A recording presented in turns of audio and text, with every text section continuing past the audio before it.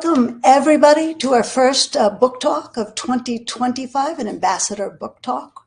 And we are very, very honored and pleased to welcome Dr. Rachel Adams, who is a dear friend of the community and a leading voice in AI governance and ethics, to discuss her latest book, because she has written 3. But this one is The New Empire of AI, The Future of Global Inequality. And Rachel, as you may or may not know, is founder and CEO of the Global Center on AI Governance, which houses the African Observatory on Responsible AI and also the Global Index on Responsible AI, in addition to being a research associate at the Leverhulme Center for the Future of Intelligence at the University of Cambridge and the Ethics Lab at the University of Cape Town. So Rachel's work has shaped policy and governance globally. She's advised international organizations like UNESCO, the United Nations, and the African Union Commission, where she was a lead drafter of the Continental AI Strategy. And her expertise and leadership have been instrumental in advancing conversations about the role of ethics, equality, equity, inclusion, human rights, in the future of shaping AI. So in her new book, which is what we're going to be talking about, why we're gathered here today, Rachel delivers a very powerful critique of how AI is entrenching global inequalities and exposes how the technology created with unequal systems of power risks deepening divides between wealthy and poorer nations, while also driving migration, political instability, environmental harm, and gender inequality. But this isn't just the story of doom. Rachel offers us a call to action and rethink how AI is developed, governed, and distributed so that it becomes a force for global good rather than a tool of new empires. So today's conversation is vital and timely, and I'm thrilled that we have the opportunity to hear directly from Rachel about her vision. We have a hand up. I will just say that I think we're going to start with a bunch of questions on me to Rachel, just punting. We'll have a little bit of a conversation, and then we're definitely opening up the floor to everyone. I'm hoping that's what your question is, Gabriella. If it's not, it's in the chat, and we're going to have colleagues answer whatever it is. But I would like, oh, hello. We're very happy that you're there, Gabriella. Yes, and there will be time for us to introduce ourselves to each other and also to ask real questions about the book. So let's just start with your vision and the potential for AI, Rachel. So you frame AI as both a liberatory force and also as a tool of oppression. So very much dual use technology there. From your perspective, what kind of critical interventions are needed politically, socially, to pivot AI towards genuinely uplifting marginalized communities rather than entrenching systemic inequalities, which are the very inequalities that the AI promises to solve? Yeah, well, thank you so much, Caitlin, and really nice to see so many familiar faces and to be in a nice intimate group. This is actually the kind of first time I think I'm talking publicly about this book, and it's a book that has both been a long time in the making, but has also been produced from a lot of conversations and engagements with people like you and people that are really working to try and address what I think many of us can already identify and articulate as a set of inequalities that are associated with and being produced by this technology.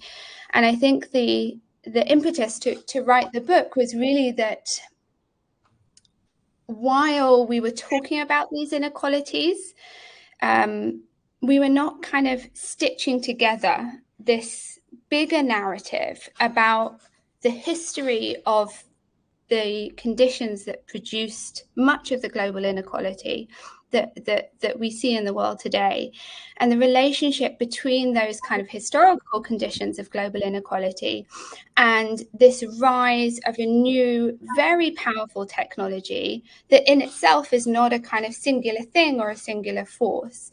And so the book was trying to unpack this and unpack these relationships and unpack it in a way that was clear and fairly easy to understand. So there's a lot of stories within the book about the kind of human impact of AI in different parts of the world, and the kind of stories that I think we don't hear much about.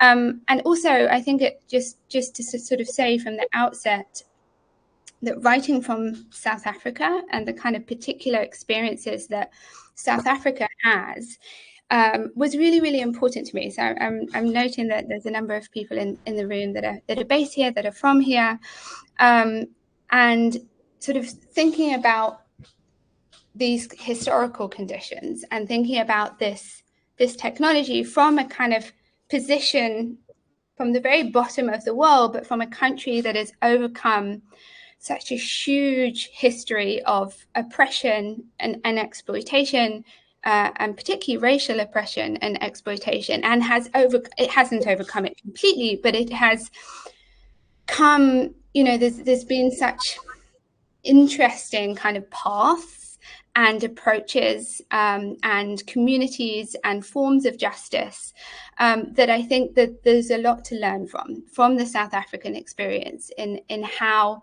these kinds of forms of oppression that can feel very difficult to overcome and very difficult to pinpoint can be overcome. So I think that kind of positioning from South Africa was also very much part of the kind of hopeful narrative that I hope is there at least towards the end of the book, although I think much of the book is really trying to explain the relationship between AI and global inequality, and how it's entrenching it in these different domains, and what this massive global industry looks like from a Southern perspective, and what it looks like from a material perspective. What are the kind of material impacts, the practices and forms of exploitation at a kind of planetary level that are involved in creating this technology? And I think much of this refrain that surrounds artificial intelligence is that ultimately it's going to benefit everybody. Even if it's not now, it's going to come. We just need to give it more time. We need to let this technology kind of disperse around the world, and it will eventually help everybody. And associated with that is the refrain that where there is a risk, the risk is kind of slight, and it's a universal risk. It's a risk that AI may ultimately take over humanity, so we need to be kind of careful of that. And so it was very much kind of speaking into that narrative and problematizing that narrative as well. Yeah. And I think that we would agree that it is a false narrative that we can only think about this sort of the existential risks as opposed to the very immediate risks of bias and of creating AI, any technology, without intentionality, very much, which you really highlight in a way, which brings us actually pretty neatly to inequality and global power structures, because you highlight very strongly how AI's value and supply chains are rooted in the existing power imbalances that we live with. So I would love if we could dig a little deeper and look at specific examples that illustrate how this global north-south, minority-majority dynamics and exploitative labor practices, how they manifest in AI's development in the real world impacts. Yeah. I think on the one hand, what we're seeing is the rise of a class of tech billionaires. So we're seeing on the one hand that we have this enormous increase in personal wealth that is being accumulated by people that are able to exploit through technology the resources that others have or have access to. So on the one hand, we're seeing this increase in wealth and this new class of tech billionaires. And then on the other hand, we're seeing impacts to people's livelihood from AI and the kind of technologies associated with it. Now, part of this is not really, really clear enough, but we are seeing the rise of gig economies, platform economies that don't offer forms of work that are going to enable people to escape poverty, because usually they're contract work. Usually people are doing this work on top of a number of other types of jobs. There's a whole chapter that's really talking about the labor involved in the kind of is it almost like AI industries and the forms of labor that are being created, and the jobs that people are taking on, and whether these jobs are really enabling people to rise out of poverty, or whether they're kind of exploiting people that are already in vulnerable positions. So gig economy, platform economy, I think, there's been a lot of work done on that, and on the kind of exploitation of people in the global south, the lack of good labor protections for these people that come to really kind of enable different platforms to exploit. Although at the same time, I think it does create flexible work opportunities. I think that narrative can be overplayed, and at the same time, there's not the kind of protections that we really want to be seeing. And then the kind of micro labor data labeling is another thing that I think we're becoming more and more aware of, and what that really looks like, but what that means also at a kind of larger economic level within countries. So, historically, when labor was offshored to southern countries, it was bringing infrastructure. So it was bringing warehouses and places where people go and work, and buildings and this, that, and the other. Now there's a lot of, these kind of big tech industries can also act in ways that are completely virtual. And so they don't bring the same kind of direct economic growth to countries. It's not benefiting these countries in the same way. And then we're seeing the potential onshoring. I think it's real and potential. I think, some of this is that we're working in a space where the kind of evidence that is available, a lot of it is not relevant, or is not precisely applicable to southern context. So there was a big report published by McKinsey on the benefits that generative AI would bring to different industries and different jobs, and this is going to bring so much economic growth and but the industry that would see the least economic growth was agriculture, which is Africa, for example, Africa's largest industry. So it shows that not enough is kind of being thought about here, but also as AI increases, it's the motivation behind a lot of industries that are using it is to reduce labor costs. And often those costs might be onshored, or that labor would be onshored back to the West or other parts of the world, who then no longer need to rely on southern labor.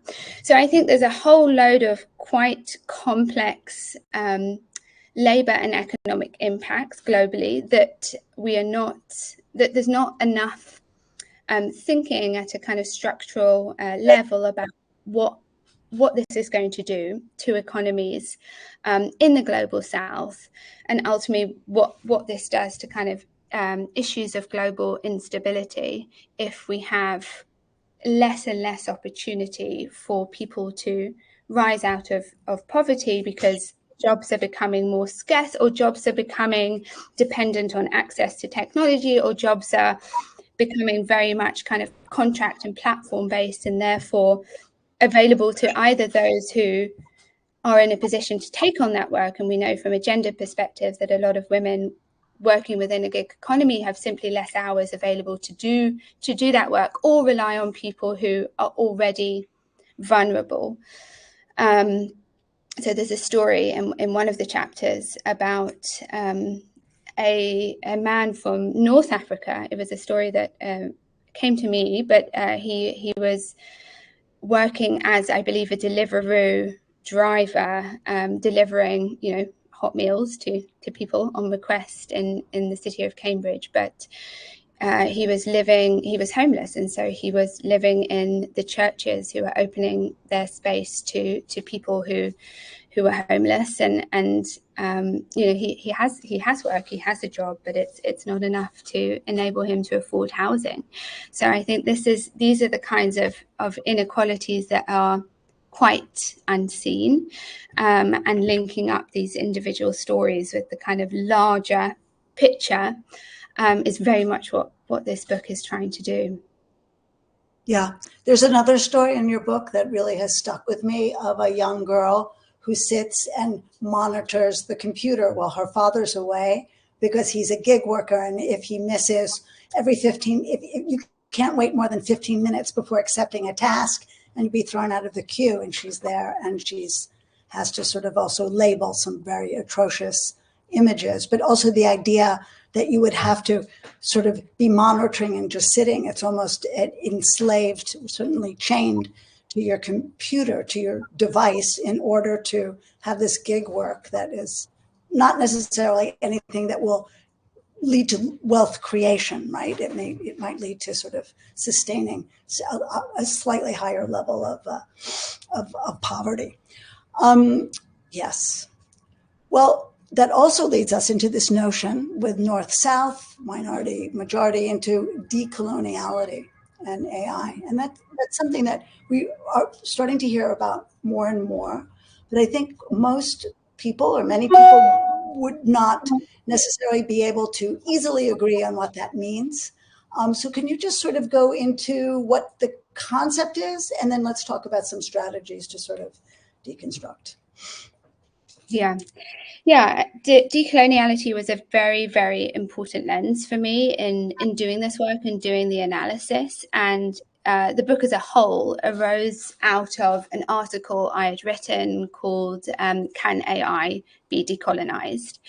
And yes, there's different theories around what decolonization means. The way I had kind of thought about it and applied it was as, it first entails identifying forms of colonial power that are still at work today, and something that, and this might be kind of the racial injustices that are quite well documented in relation to artificial intelligence.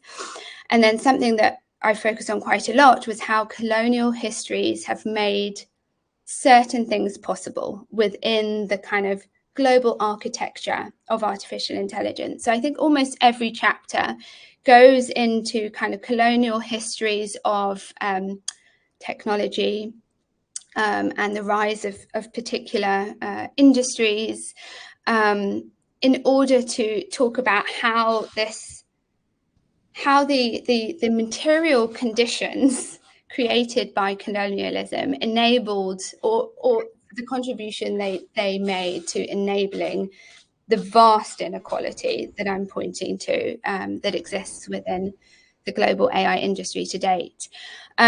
There must be a huge focus on how categories of race are perpetuated and racial injustice continues. So I think it's first like identifying that, and then thinking about how do we abolish these things, and then what do we create in the aftermath of that.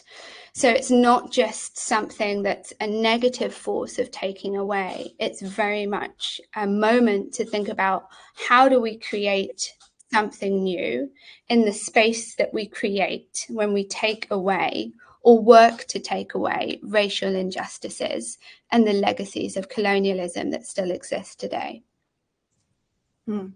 So, as you know, there's an intersection of colonialism and patriarchy. I mean, and I think that we would agree that colonialism is a state-sanctioned manifestation of patriarchy writ large. So how, in your view, which you do go through in the book, so now I'd love to tease it out, is how does this shape how technologies are designed? And how would a gender lens or feminist perspective to AI systems create a more equitable outcome? Yes, well, very, very, very important question. And I think the gendered aspects to this are complex, so they sit at many different layers. So yes, they sit at the level of how and who designs technologies and what do they look like. So there's a chapter in the book that talks about language-based technologies and who they're created for, who they serve, and of course there are gender norms and biases embedded in many different languages. And I think one of the things we need to be thinking about really attentively, and I think there is good work going on, is around, as we build new language-based technologies in low-resourced or marginalized languages, how are we attentive to the gender imbalances or the gendered assumptions or the gender-based prejudices that exist within those languages.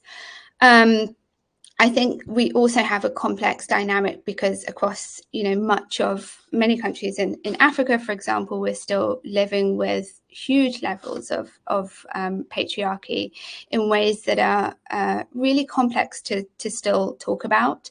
So there's an example in the book, in the chapter about language, about a Ugandan journalist who is trying to use ChatGPT to write an article, and I think he wanted a kind of summary of what the president had said in relation to something about the LGBTQ community, and ChatGPT had sort of gone on to lecture him. I think that's how he'd phrased it, about not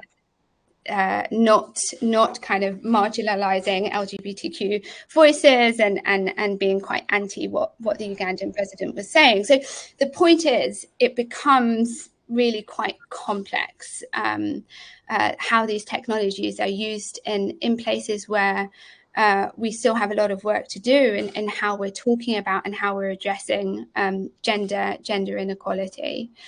And then I did want to mention, while I'm thinking about it, there's a really, really good report by Digital Futures Lab on gender and large language models. And I think, as part of their methodology, they had worked with women from different communities about sort of working with them and using these different kind of language-based technologies. And these women were not first language English and were really kind of nervous about using these technologies and felt they had to have their best English and were just quite intimidated. And I think these are the kinds of experiences that are really important to know and understand better as we're thinking very much about how can AI help address these global challenges that we've identified.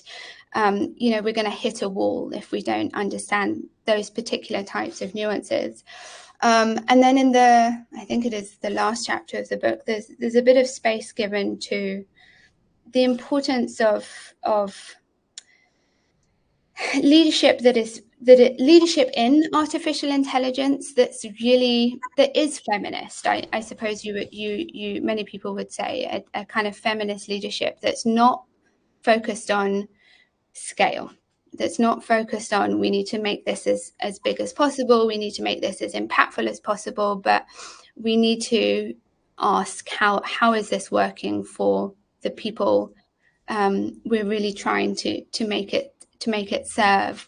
And there's some examples there from, I think, many colleagues that we know that are leading really, really important work, and whose work is, I think, very much in that is filling that space that decoloniality can help create, and is building the kinds of worlds that are more inclusive, but they don't necessarily need to be big, grand things that operate at global scales or regional scales. They can work in meaningful, transformative ways at community level, but to understand their approaches and to bring these approaches into wider programs is really, really important to do. Yeah. And a counter, I think, sorry, Caitlin, I'm going back, but I think we have to counter this kind of feminist perspective with dealing with a number of destructive male egos in this space. we need to find a way of counteracting and holding that to account. And I think that is really crucial. I think some of these emperors of AI are a kind of toxic masculinity that we need to really kind of critique and take down. Yeah. I mean, I think that part of it too is that we need to begin to celebrate and to uplift visions of what feminism is, or the feminine, I suppose, because it's about the masculine that's toxic. I mean, I think in some ways I speak for myself that I've done a poor job as a feminist, that of creating visions of femininity that are positive counterbalances to this notion of hegemonic, dominant masculinity. And what does that mean? If you're not dominant, you're submissive. Do you know what I mean? You look at like sort of like the yang or the yin or whatever the opposite is of the masculinity, and you go, well, do I really want to be the dominant, light, trampled upon? Do I want to be the victim if it's about a language of oppression? So how do we change the frame? Much to what you've said, how do we change the frame, and how do we sort of look at what this new model is in a way that people think is like really fabulously attractive to, or magnetized to something that they want to be a part of. Can I just say one thing before we're going to go to last question and then to the wonderful questions in the chat about scale? Because from the Feminist AI Research Network, we all arrived at this notion of replicability, so that we didn't really want to have things scale necessarily at all. As a matter of fact, that was banned from our discussions. But could you take the lessons learned? Could you take the framework, the structure, and in many cases, the code, and take it to your local environment and then use it to then build something that was even stronger, more interesting, but certainly locally relevant? Because I don't know whether, as you know, this is all context-driven technology. So what would that mean to really try to scale things over space and time? But there are these possibilities. And so that's what I'm going to go into, like sort of the hopeful vision and some of the solutions, because there's some very sophisticated questions that I want to get to. So there's staggering challenges, but they're also promising initiatives. So what are the things that give you hope, whether it's an international framework level or local level? Yeah, and I think when I was sort of speaking about South Africa at the beginning, that for me is a country that's shown that against all odds we can overcome very severe forms of inequality and exclusion. And I think a lot of the work that I think many colleagues in the room are doing are those stories of doing it differently. I think much of this is about socioeconomic justice and bringing a very pertinent and meaningful human rights approach, which is not just kind of self-reported ethical frameworks and guidance, but is something tangible that people can claim and they can seek redress and remedy for. And it is a framework that we have established over many, many years that is the basis of human equality and human dignity. So I think there's some important things that we need to be centering more within the governance frameworks around human rights. I think there's more work that we can be doing here. I think there's many very, very exciting projects that are going on, particularly across Africa and the global south, that show different approaches to AI that are driven by a much deeper understanding of what the problems are, and not just what the problems are, but how to set in place processes of developing these technologies that are co-designed with communities in ways that are non-exploitative. And I think there's a lot of good practice and understanding around what that means. Sadly, I don't think there's always the economic models that make that the dominant approach to doing things. So I think that we really need to think about how we support these kinds of projects and these kinds of work that are doing really, really important things, but where, you know, their sustainability we can't rely on market forces for their sustainability. I think from my own work, it's hard, because I think the more and more I engage with different people from around the world, and I have the privilege of doing this, I often come away with, you know, there's just so many people that are really, really well intentioned. And I think there is an enormous amount of good intention. But there's a book I was reading recently that, you know, was highlighting the phrase that the road to hell is paved with good intentions, and the way that we counteract that is through conversations. You know, if people have good intentions, then they have the ability and the capacity and the interest to listen.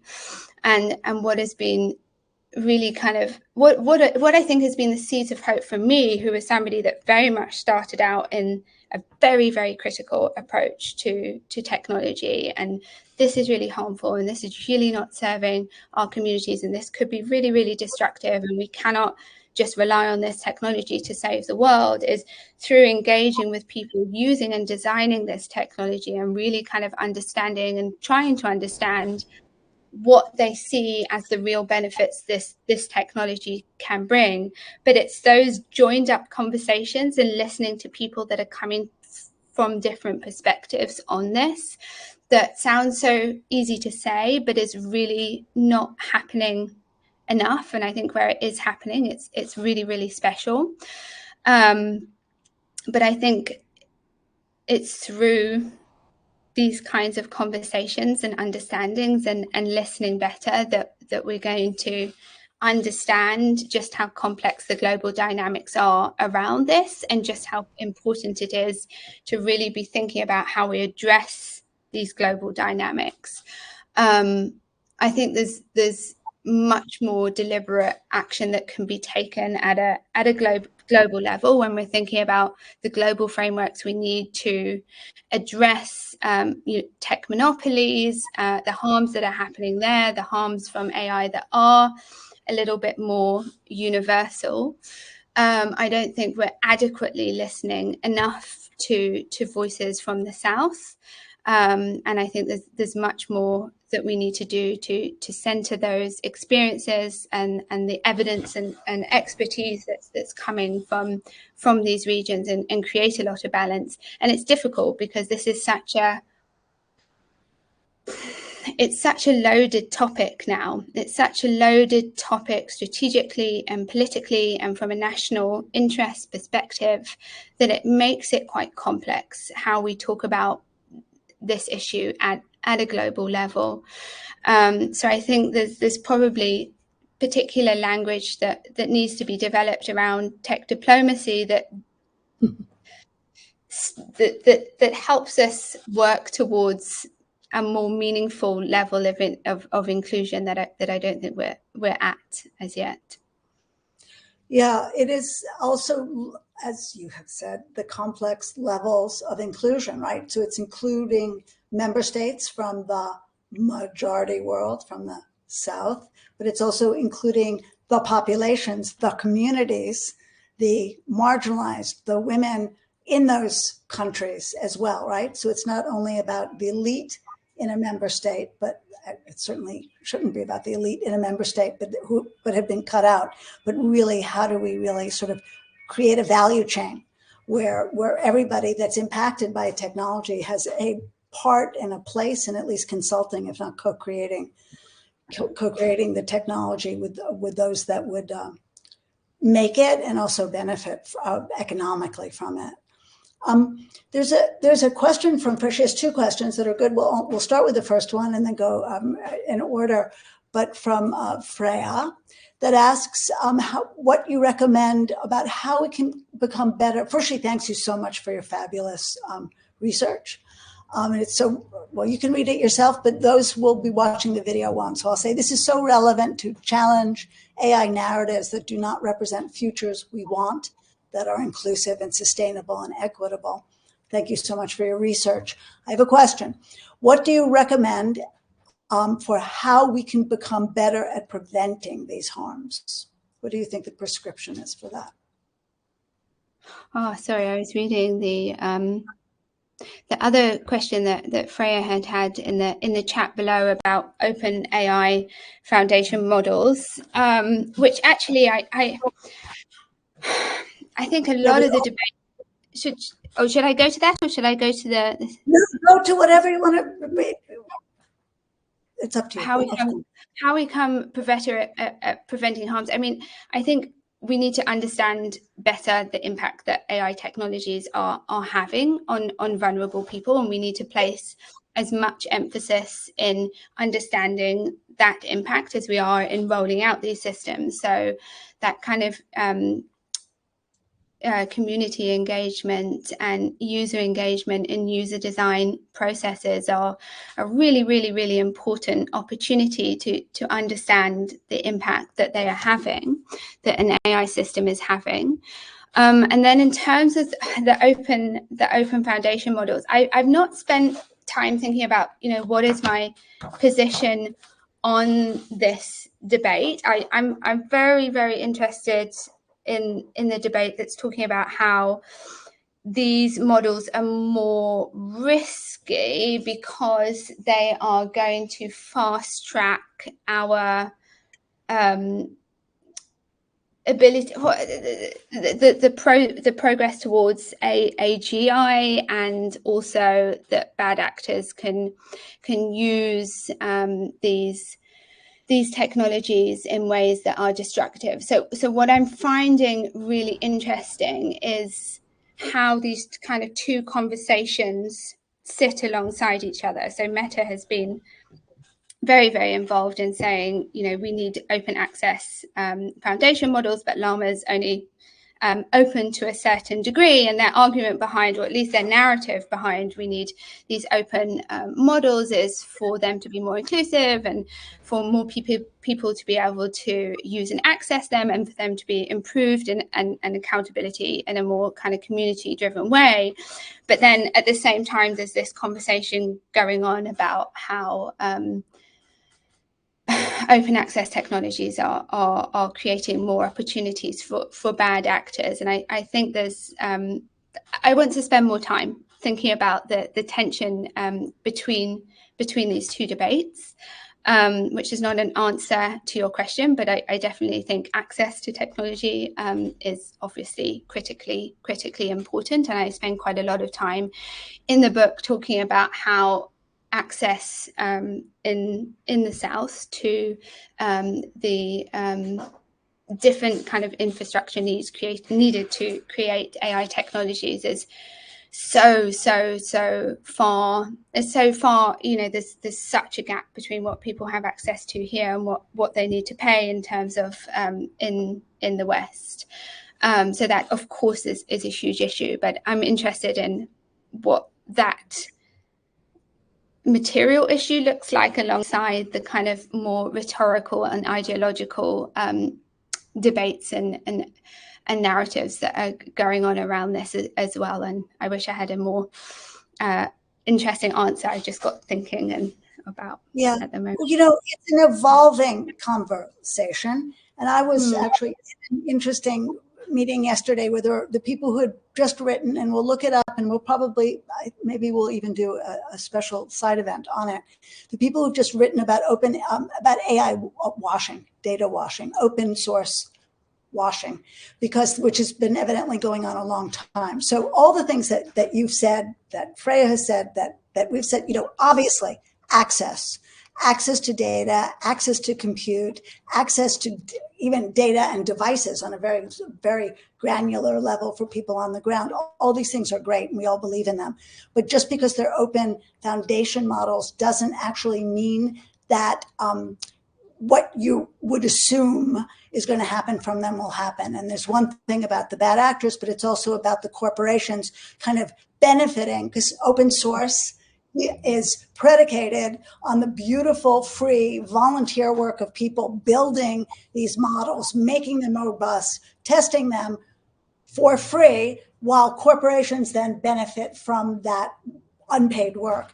So there's a lot of issues here, often conflated by the idea of we love open. What's wrong with anything that's open? But to really sort of dig down. So there's kind of, it looks like it's going to become a seminal piece that we can discuss later, that Meredith Whitaker and a bunch of other people have written about this, that we can tease out. I don't have a point of view yet either, except being fascinated.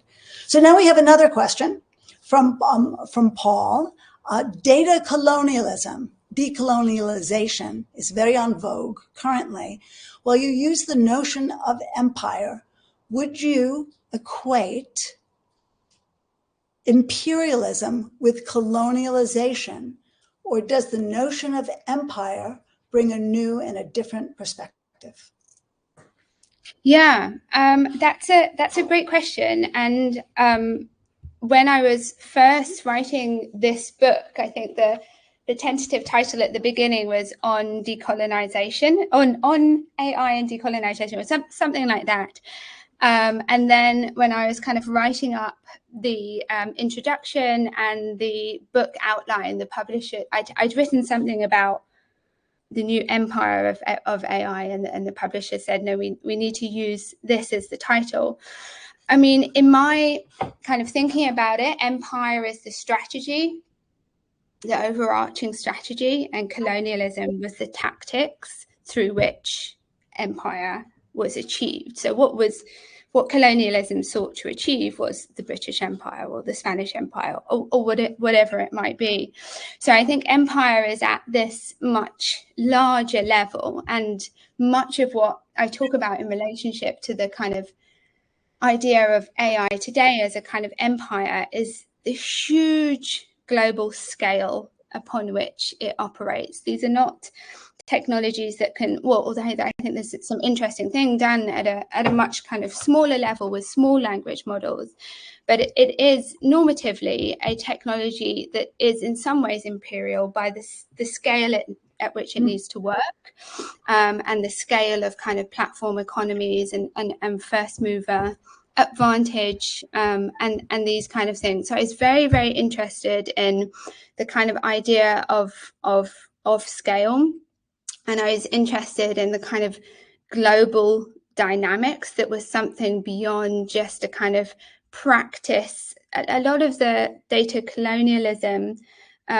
discussions have been around practices of exploitation, but there was a much larger ideological vision that I was interested in, that I was wanting to critique, an ideological vision of and within the kind of narratives surrounding artificial intelligence that I wanted to create, to critique.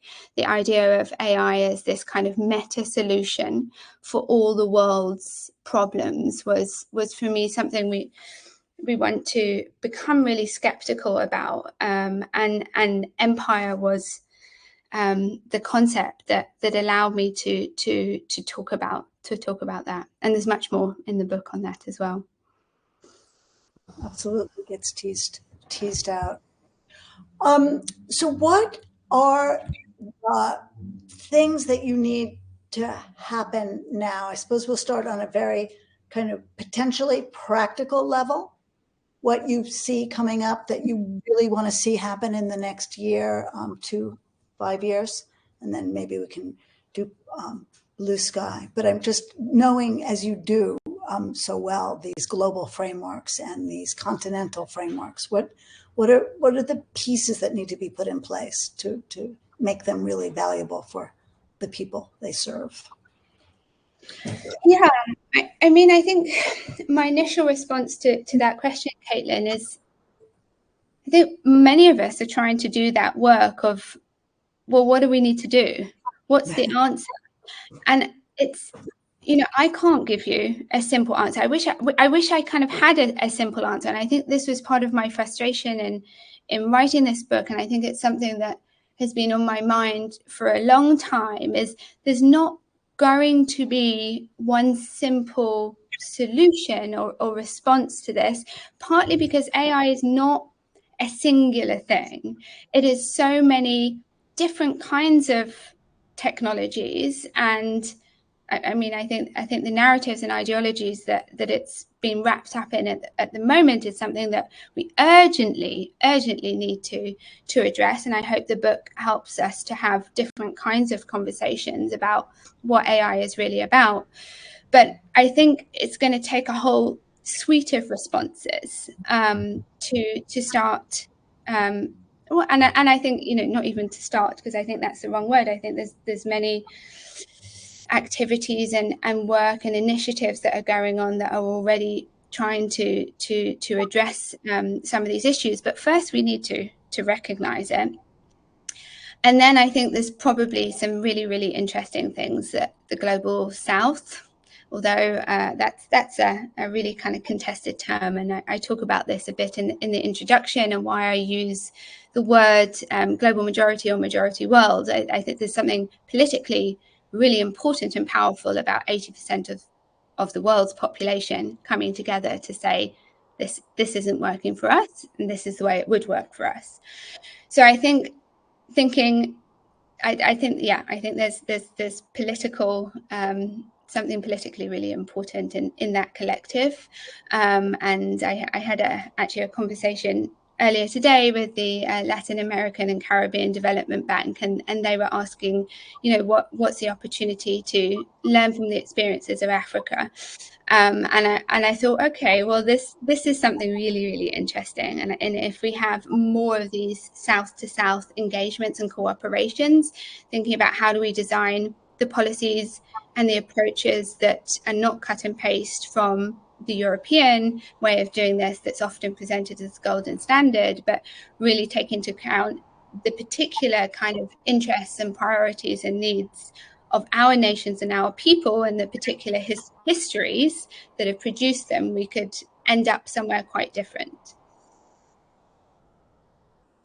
And I hate to press you, where would you see that potentially happening, and those frameworks or that conversation too? Yeah, I mean, it's going to happen at many different levels, right? Because I think while we think it's really important to have regional frameworks that translate into national frameworks and standards, it's very often the practices of corporations, big and small, on the ground that are directly impacting or harming people. So I think ensuring that those that are working directly in designing and using and rolling out these systems and knowing what impact that might have is probably a very important place.